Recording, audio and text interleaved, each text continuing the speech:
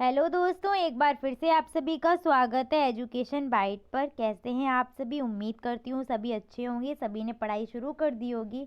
जिन्होंने नहीं शुरू की है भैया पढ़ना स्टार्ट कर दो। अब ज़्यादा दिन नहीं बचे हैं एग्ज़ाम के आपके। 19 दिसंबर से पेपर है आपका, तो पढ़ाई अपनी शुरू कर दीजिए, ठीक है। और जिनका कोर्स कंप्लीट हो चुका है, मतलब आपने अगर एक बार सारा कुछ तैयार कर लिया है अपना, तो अब अपने प्रीवियस ईयर को देखना स्टार्ट कर दो। इससे क्या है, आपको क्वेश्चन का पैटर्न आपको पता चल जाएगा कि किस चैप्टर से आपके किस तरीके के क्वेश्चन पूछे जाते हैं, ठीक है। और प्रीवियस ईयर देखने से ये क्लियर हो जाता है कि किस टॉपिक से क्वेश्चन कंटिन्यू हमारा आ ही रहा है, कि वहाँ से क्वेश्चन आना ही आना है उस चैप्टर से।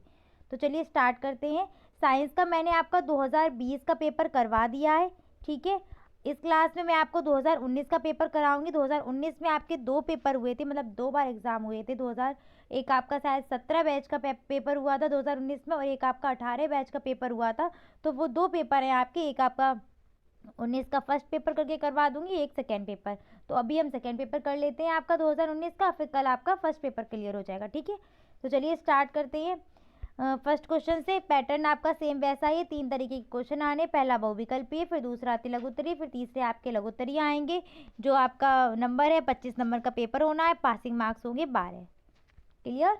तो चलिए स्टार्ट करते हैं। फर्स्ट क्वेश्चन है, पित्तरस बनता है आमाशय में, ग्रहणी में, छोटी आंत में या यकृत में? तो यकृत में बनता है।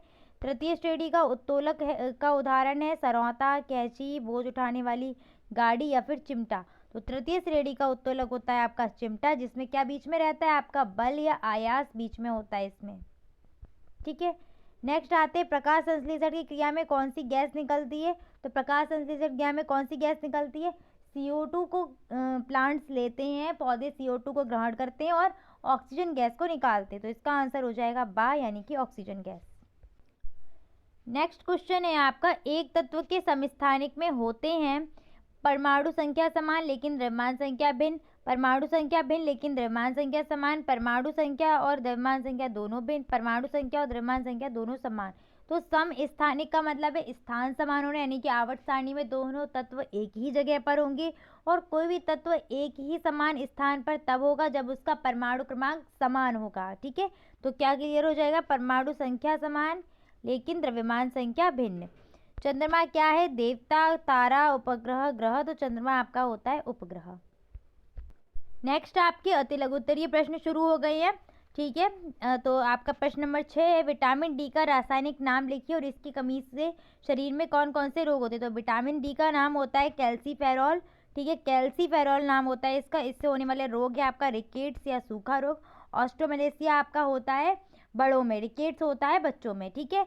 बेकिंग सोडा का रासायनिक सूत्र लिखिए व इसका उपयोग लिखिए। तो बेकिंग सोडा का रासायनिक सूत्र होता है NaSCO3, ठीक है। इसका नाम होता है सोडियम बाइकार्बोनेट।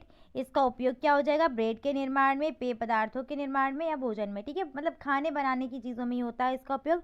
और ये क्वेश्चन आपका 2020 में आया हुआ है, ठीक है। ये वाला भी आपका क्वेश्चन 2020 में आया था। नेक्स्ट आपका क्वेश्चन है, जल में घुलनशील विटामिन और वसा में घुलनशील विटामिन लिखे। ये क्वेश्चन भी आपका 2020 में पूछा गया है। जल में घुलनशील विटामिन आपका बी और सी होता है, और वसा में घुलनशील विटामिन ADE के होते हैं। ट्रिक बताई थी आपको कीड़ा, जो मैं हमेशा बताती हूँ, ठीक है। विटामिन के, विटामिन ई, विटामिन डी और विटामिन ए। नेक्स्ट आते हैं, घड़ी में चाबी भरने पर स्प्रिंग में ऊर्जा किस रूप में एकत्रित होती है? तो घड़ी की जब चाबी भरते तो उसमें जो स्प्रिंग में ऊर्जा होती है आपकी यांत्रिक ऊर्जा होती है, ठीक है। मतलब होती है आपकी कौन सी? ये क्वेश्चन मैंने आपको ऑब्जेक्टिव में शायद मैं गलती से गलत बोल गई थी, गतिज ऊर्जा बोल गई थी। वहाँ पर आपकी होगी स्थितिज ऊर्जा। इसमें जो संचित ऊर्जा होगी वो होती है आपकी स्थितिज ऊर्जा। आप स्थितिज ऊर्जा भी लिख सकते हैं, अगर ऑब्जेक्टिव आए तो स्थितिज ऊर्जा वहाँ पर चूज करना। और स्थितिज ऊर्जा किसका प्रकार है? आपका यांत्रिक ऊर्जा के रूप में, तो यांत्रिक ऊर्जा भी हो जाएगा, ठीक है। वैसे स्थितिज ऊर्जा लिखना। नेक्स्ट आते हैं आपका 10th क्वेश्चन, कशेरुकी प्राणियों के उत्सर्जी अंग के नाम लिखिए। तो कशेरुकी प्राणियों में जो उत्सर्जी अंग होते हैं आपका त्वचा, स्किन से पसीने के रूप में भी आपका जा रहा है, ठीक है। वक्र, किडनी आपकी होती है, यकृत, फेफड़े, आंत, ये सभी क्या है? उत्सर्जी अंग। जो आपका क्या है, कार्बन डाइऑक्साइड निकलती है, वो भी क्या है? उत्सर्जन ही है एक तरीके का आपका, ठीक है। ऐसा नहीं कि उत्सर्जन में होता क्या है? अपशिष्ट पदार्थों को, यानी कि जो चीज़ें हमारे काम की नहीं है उनको शरीर से बाहर निकालना, वो उत्सर्जन है आपका। और उत्सर्जन में क्या होगा? आपके कई सारे अंग आते हैं, त्वचा भी आती है उत्सर्जन में, ठीक है। तो इसमें उत्सर्जी अंगों के नाम लिख दीजिए, त्वचा, वक्र यानी कि किडनी, यकृत, फेफड़े, आंत आदि। नेक्स्ट क्वेश्चन है आपका, कार्य किसे कहते हैं, इसकी इकाई लिखिए। तो किसी वस्तु पर बल लगाकर बल की दिशा में ही विस्थापित करने को कार्य कहते हैं और इसकी इकाई होती है जूल, जल नहीं। इसकी इकाई क्या होती है, जूल होता है इसका मात्रक। नेक्स्ट आपके लघुत्तरीय प्रश्न शुरू होते हैं। फर्स्ट क्वेश्चन है, माइटोकॉन्ड्रिया को कोशिका का ऊर्जा ग्रह क्यों कहा जाता है। तो देखिए माइटोकॉन्ड्रिया में क्या होता है, ऊर्जा युक्त कार्बनिक पदार्थों का ऑक्सीकरण माइटोकॉन्ड्रिया में ही होता है।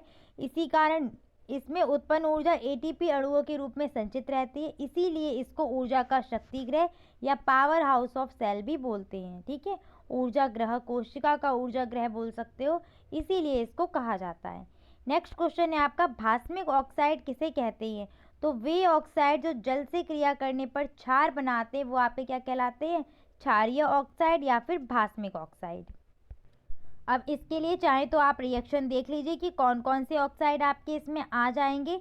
तो अभी आपको क्या बताया है कि वे ऑक्साइड जो जल से क्रिया करके क्या बनाएंगे, क्षार बनाएंगे। जैसे मान लो कोई एक ऑक्साइड ले लिया हमने, MgO ले लिया, मैग्नीशियम ऑक्साइड, जल की जब इस क्रिया करवाई, H2O से क्रिया कराई तो ये बन जाएगा क्षार, यानी कि MgOH का होल ट्वाइस। ठीक है, मैग्नीशियम हाइड्रोक्साइड क्या है आपका, एक क्षार होता है। ऐसे ही मान लो एक और रिएक्शन देख लो, इसको नोट कर लेना इस रिएक्शन को। एक और रिएक्शन देख लो, एक और ले लेते हैं Na2O। ठीक है, इसकी हम रिएक्शन करा देंगे जल के साथ। ये भी क्या है आपका ऑक्साइड है, एक जल के साथ रिएक्शन होगी तो क्या बनेगा, NaOH। और चूंकि N यहाँ पर 2 है Na, तो यहाँ पर ट्वाइस NaOH बनेगा। ठीक है, तो इस तरीके से ये बनता है। नेक्स्ट क्वेश्चन पर आते हैं, फसल चक्र से क्या लाभ होता है। फसल चक्र से क्या लाभ होगा आपका, फसलों का उत्पादन बढ़ जाता है, फसल रोग मुक्त होती है, मृदा की उर्वरा शक्ति नष्ट नहीं होती है। ठीक है, तो ये इससे क्या है, फसल चक्र से लाभ होते हैं। फसल चक्र में होता क्या, एक के बाद एक फसल को बोना। ठीक है, जैसे कम खाद वाली फसल बोई है तो फिर आगे क्या है, अधिक खाद वाली फसल बोना। ठीक है, इस तरीके से आपका फसल चक्रण होता है। नेक्स्ट आते हैं, नाभिकीय ऊर्जा क्या है, इसका उपयोग क्या है। तो देखिए नाभिकीय ऊर्जा क्या होती है, जो नाभिकीय प्रक्रिया में ऊर्जा, ये भी आपका क्वेश्चन 2020 में आया हुआ है। जो ऊर्जा आपकी नाभिकीय प्रक्रिया में मुक्त होगी वो नाभिकीय ऊर्जा कहलाती है। इसमें क्या, नाभिकीय विखंडन और नाभिकीय संलयन से ये ऊर्जा उत्पन्न होती है। विखंडन में क्या होता है, नाभिक टूटते हैं, संलयन में 2 नाभिक जुड़ के एक नाभिक बन जाता है। इसमें भी अपार ऊर्जा, नाभिकीय ऊर्जा जो है, जब नाभिकीय विखंडन की क्रिया होगी, नाभिकीय संलयन की क्रिया होगी, तो अपार ऊर्जा मुक्त होती है। ठीक है, और नाभिकीय संलयन की क्रिया किस में होती है, आपकी सूर्य में होती है। ठीक है, सूर्य में जो भी एनर्जी आ रही है, जो भी ताप मिल रहा है, वो कहाँ से आ रहा है, नाभिकीय संलयन की क्रिया से ही आ रहा है सूर्य के पास। नेक्स्ट देखिए इसका उपयोग क्या है। तो इस ऊर्जा का उपयोग आता है आपका विद्युत उत्पादन में, इसका उपयोग किया जाता है किसका, नाभिकीय ऊर्जा का। ये क्वेश्चन भी आपका देख रहे हैं आप, कितने क्वेश्चन आपके रिपीट हुए हैं, 2020 में क्वेश्चन आया था। नेक्स्ट आते संतुलित आहार से क्या तात्पर्य है, संतुलित आहार क्यों लेना चाहिए। ये क्वेश्चन भी सेम आपका 2020 का क्वेश्चन है। ठीक है, मतलब 2019 में आया, उसके बाद जस्ट आपका 20 में आ गया। तो प्रीवियस ईयर पढ़ने से ये फ़ायदा बहुत होता है कि अगर आपने कुछ भी नहीं पढ़ा है ना, और लास्ट टाइम पर आप प्रीवियस ईयर देखते जा रहे हैं, तो उससे क्या है कि चीज़ें आपको क्वेश्चन मिलते जाएंगे, वापस वही रिपीट होते जाएंगे। ऐसा नहीं कि पूरा पेपर प्रीवियस ईयर से ही आ जाए, ये भी नहीं होता है। लेकिन जब 4-5 ईयर के प्रीवियस ईयर देख लिया आपने, तो वहाँ से आपकी चीज़ें क्लियर हो जाएंगी और थोड़ा बहुत एक्स्ट्रा वहाँ पर नॉलेज मिल भी जाएगी। तो चलिए देखते हैं। तो संतुलित आहार क्या होते हैं, वह आहार जिसमें पोषक तत्व उचित मात्रा में विद्यमान हो, संतुलित आहार कहलाते हैं। संतुलित आहार लेने से प्रतिदिन कार्य करने के लिए आवश्यक ऊर्जा मिलती है। और संतुलित आहार की अगर प्राप्ति नहीं होगी तो हमारे स्वास्थ्य पर बुरा प्रभाव पड़ेगा, जिससे क्या अनेक रोग उत्पन्न हो जाएंगे। एग्जाम्पल में लिख सकते हैं, विटामिन सी की कमी से कौन सा रोग होता है, स्कर्वी। विटामिन बी की कमी से कौन सा रोग होता है, बेरी। आयोडीन की कमी से कौन सा रोग होता है, घेंगा। प्रोटीन की कमी से क्वाशरकोर या मैरेस्मस हो जाता है। विटामिन डी की कमी से क्या हो जाता है, रिकेट्स या सूखा रोग हो जाता है। विटामिन ए की कमी से रतौंधी हो जाता है। इन रोगों के बारे में भी आप लिख सकते हैं। नेक्स्ट आपका 17 क्वेश्चन है, प्राकृतिक आपदा से सुरक्षा के लिए क्या क्या उपाय करना चाहिए। तो इसके अंतर्गत आप अपनी भाषा में कुछ भी लिख सकते हैं। प्राकृतिक आपदा से सुरक्षा के लिए क्या करना चाहिए कि अधिक से अधिक वृक्षारोपण करना चाहिए। ठीक है, वनों का संरक्षण करना चाहिए। वन जब संरक्षित होंगे तो बहुत सी चीज़ें ऐसी हैं, जैसे मृदा वगैरह से जुड़ी जो ये आपदा है आपकी, वो नहीं आएगी। ठीक है, और बड़े से बड़े उद्योगों से निकलने वाली जो CO2 की मात्रा है उसको घटाना चाहिए। जो उद्योग धंधे हैं, कारखाने हैं, उसको क्या है, शहर से बाहर स्थापित करना चाहिए। ठीक है। तो इस तरीके से भी क्या है, प्राकृतिक आपदा को रोका जा सकता है। ठीक है, नेक्स्ट आते हैं। नेक्स्ट क्वेश्चन आपका 18 क्वेश्चन नंबर क्या है, ऐच्छिक व अनैच्छिक पेशियों में अंतर स्पष्ट कीजिए। तो ऐच्छिक पेशियां क्या होंगी, ऐच्छिक लगा हुआ है यानी कि इच्छानुसार गति करेंगी।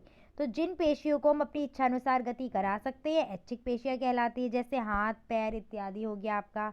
अनैच्छिक पेशियां, जिन पेशियों में हम अपनी इच्छानुसार गति नहीं करा सकते वो कहलाती हैं अनैच्छिक पेशियां, जैसे मूत्र वाहिनियाँ, हृदय, ये सब जो पेशियां हैं हमारी इच्छा अनुसार नहीं। अगर हमने कह दिया कि गति करना बंद कर दो, तो अगर हृदय ने गति करना बंद करी तो फिर सब में गति करना ही बंद हो जाएगा। तो ये कैसी पेशियां, अनैच्छिक है, हमारी इच्छा अनुसार गति नहीं होगी इनमें।